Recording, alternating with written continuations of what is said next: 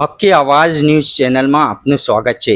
ડભોઈમાં ચોમાસા પહેલા તંત્રની ધોર બેદરકારી સરિતા ફાટક પાસે વરસાદી કાસ પુરાઈ જતા રહીશોમાં ભારે રોષ।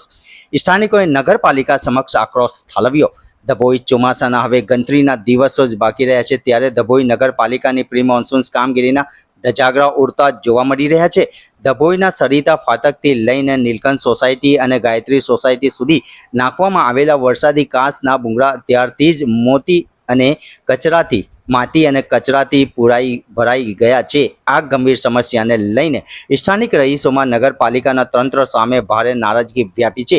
વારંવારની રજૂઆતો કરવા છતાં તંત્ર ધોર નિંદ્રામાં મળતી માહિતી મુજબ સરિતા ફાટક પાસે આવેલી નીલકંઠ સોસાયટી, ગાયત્રી સોસાયટી સહિત આસપાસના અંદાજે 5 જેટલી સોસાયટીના રહીશો દર વર્ષે ચોમાસામાં જળબંબાકારની સ્થિતિ સામનો કરી રહ્યા છે।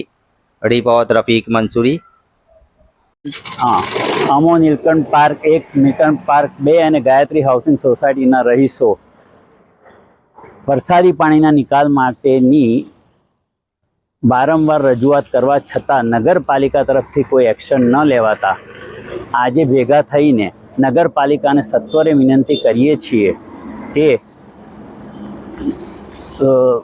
અગ્નિશામક કેન્દ્રથી થરવાસા અથવા તો સ્વામિનારાયણ મંદિર સુધી જે એક્ઝિસ્ટિંગ પાઇપલાઇન છે તેના જ પાઇપલાઇનમાં આ કાર્ય થઈ શકે એવું છે, પરંતુ વચ્ચે જીબીનો અંડરગ્રાઉન્ડ કેબલ વાયર છે તેને સત્વરે ખસાડવામાં આવે તો આ કામ જલ્દી થઈ શકે એવું છે, એવું નગરપાલિકાના સભ્યો દ્વારા સૂચિત કરવામાં આવેલ છે।